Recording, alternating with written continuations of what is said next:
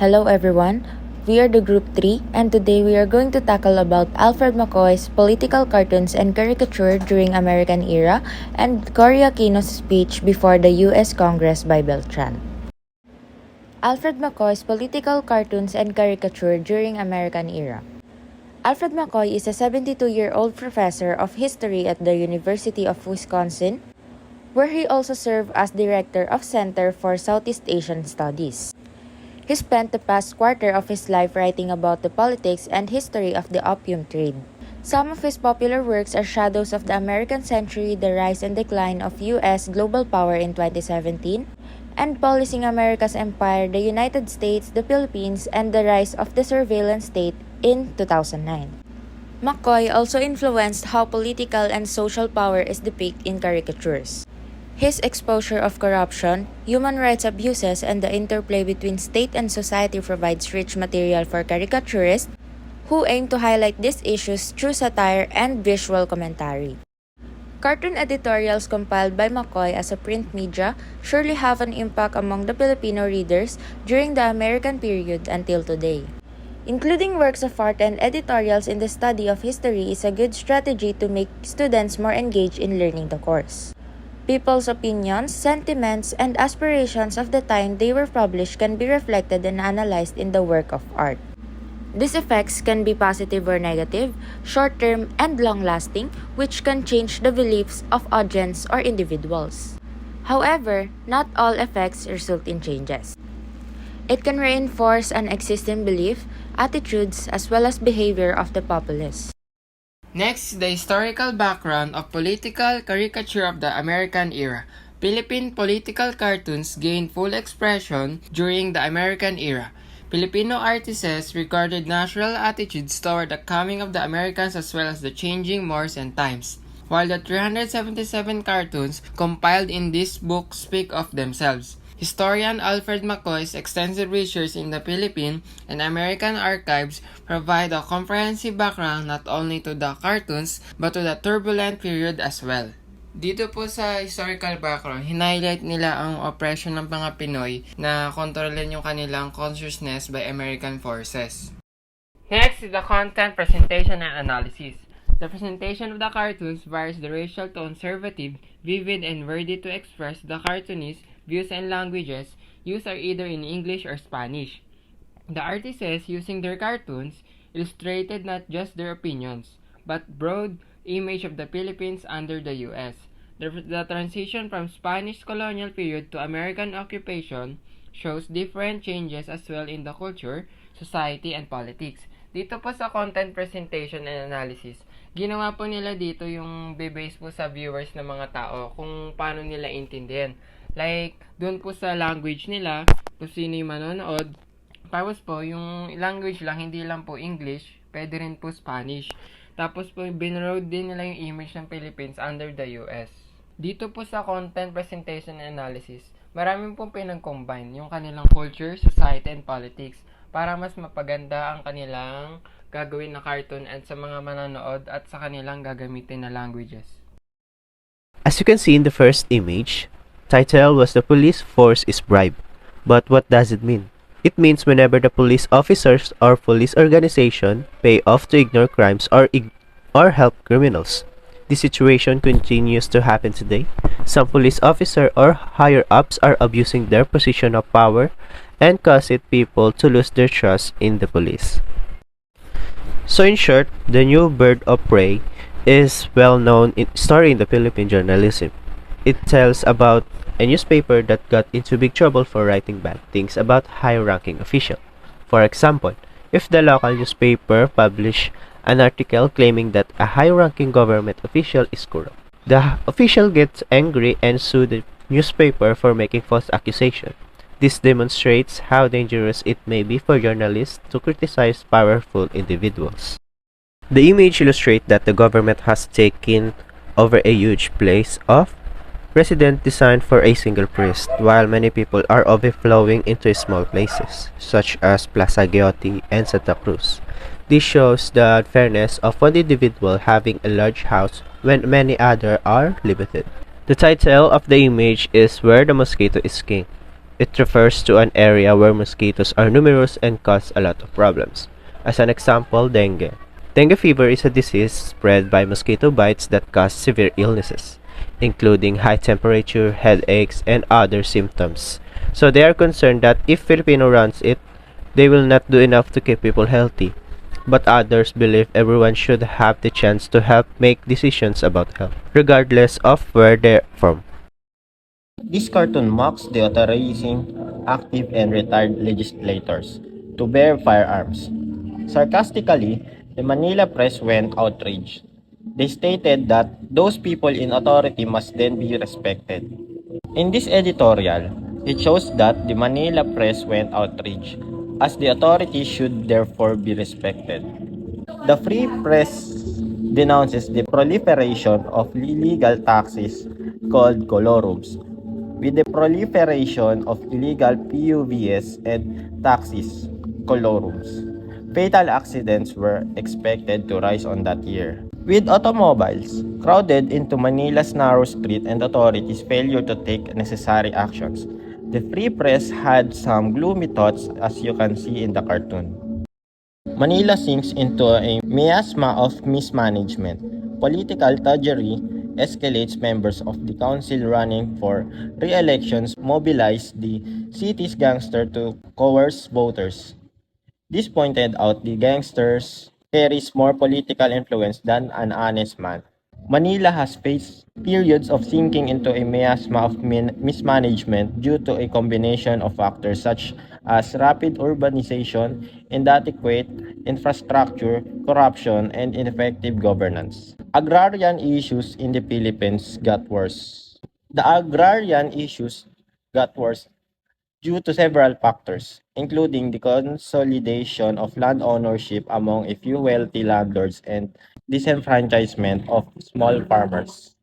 Image 9 illustrates how the Philippine National Bank was forced to limit lending operation when it started to fail. Next came protests from Negros. The sugar planters' banks became deaf to all appeals because of financial limitations. This picture 10 illustrates how Filipinos are encouraged by brothers under the scheme to put an end to interpersonal conflict and treat one another fairly. The Davos Brood Western Visayas laborers have launched a nationwide strike. A tenant farmers in Pangasinan have criticized their treatment. Support Representative Gonzales Yoco's recent statement on assembly floor which attacked rising crime, political assassination, and communist class agitation in his native province. Law and order democracy's greatest bulwark. So that's what it says here about contribution and relevance. An important role in understanding the Filipino sentiments concerning the transition of governance from the Spain to the Americans. Because of this, the issue in the Philippines during the American period is clearly shown. And that's because of the cartoons made by artists that we are given an idea and awareness of what was happening in the American era. Cory Aquino's presidency symbolized a new era for the Philippines. The peaceful nature of the revolution captured international attention and admiration, showcasing how collective, nonviolent action could bring about significant political change. It was a momentous event that placed the Philippines in the global spotlight, demonstrating the power of grassroots movements to restore democracy. Aquino's address to the U.S. Congress in September 1986 was a moment of profound significance. In her speech, she expressed gratitude for international support and highlighted the shared democratic values between the Philippines and the United States. Her words resonated globally, reinforcing the narrative of the Filipino people's triumph over dictatorship through peaceful means. This speech emphasizes the enduring impact of the People Power Revolution.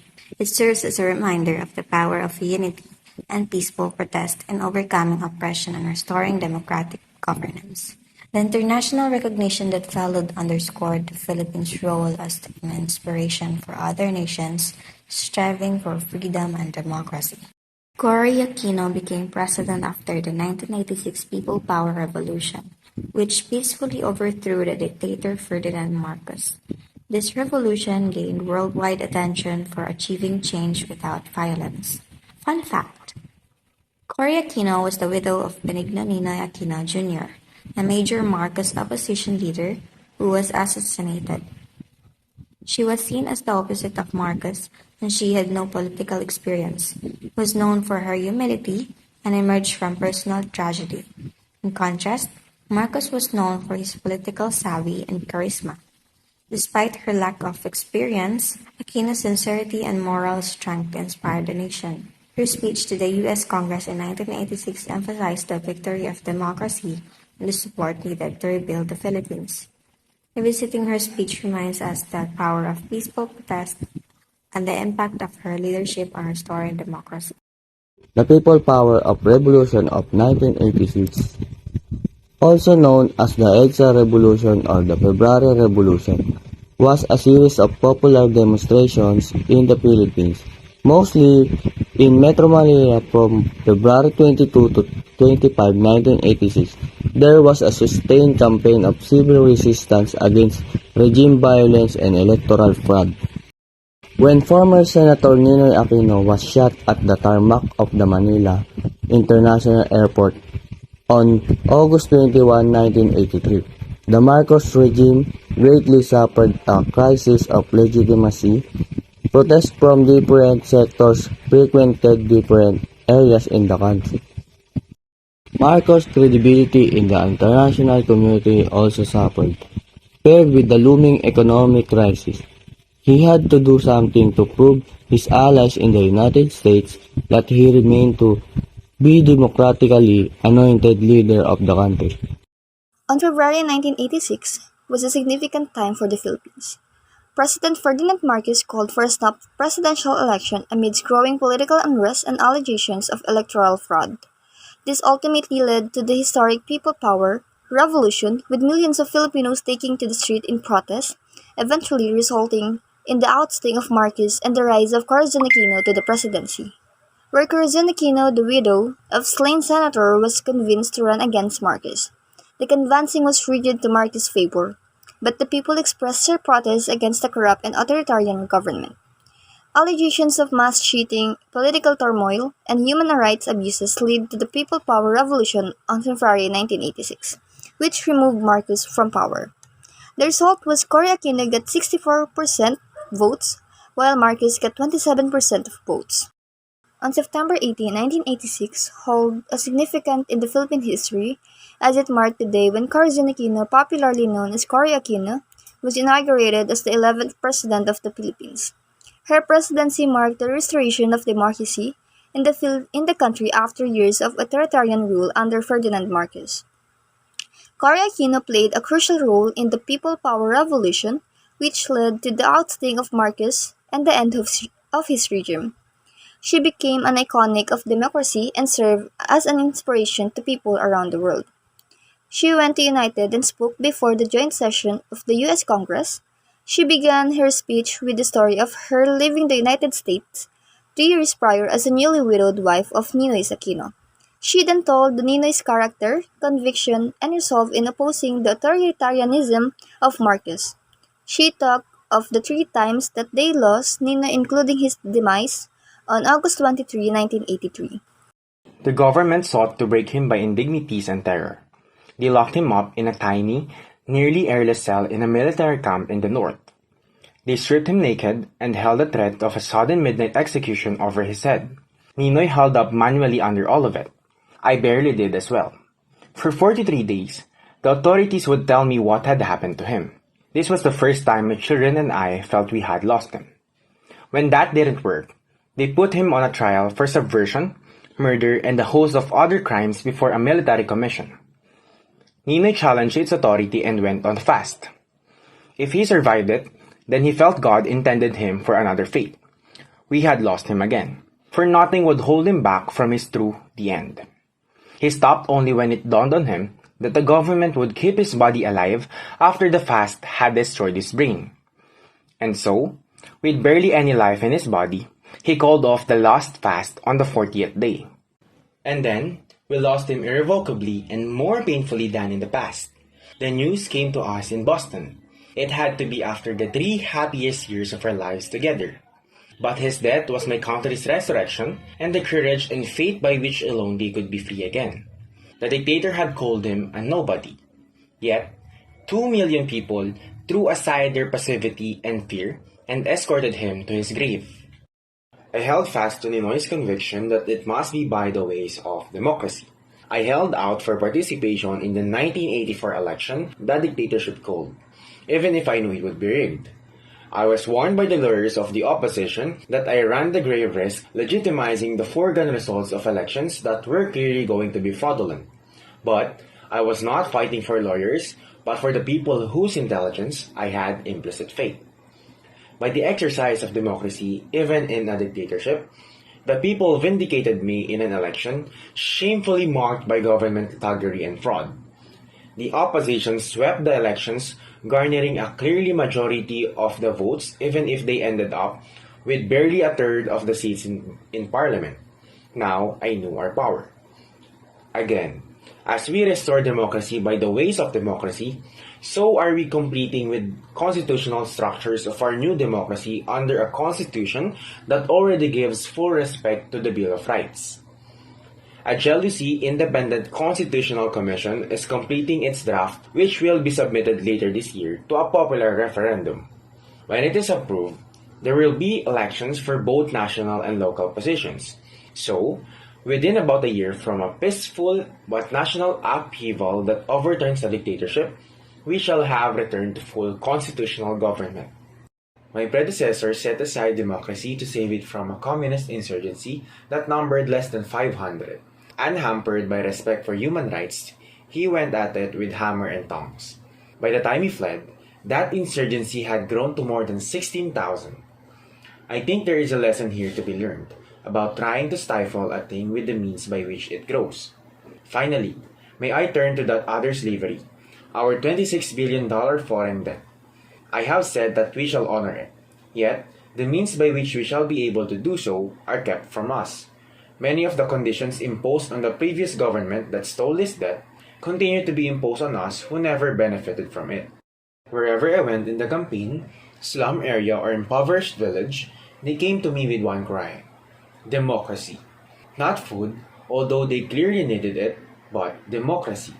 Not work, although they say surely wanted it, but democracy. Not money, for they gave what little they had to my campaign.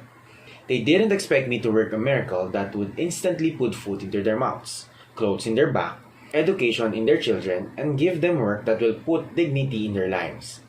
But I feel the pressing obligation to respond quickly as the leader of the people, so deserving of all these things. Has there been a greater test of national commitment to the ideals you hold dear than that my people have gone through? You have spent many lives and much treasure to bring freedom to many lands that were reluctant to receive it. And here, you have a people who want it by themselves and need only the help to preserve it. So in her speech, she underscored the legitimacy of the EDSA government internationally. She also emphasized her late husband's struggle against dictatorship and highlighted the principles of the new democratic regime. Well, by committing to a constitution drafted independently and focused on upholding Filipino rights and liberties, she distinguished her government from its predecessor.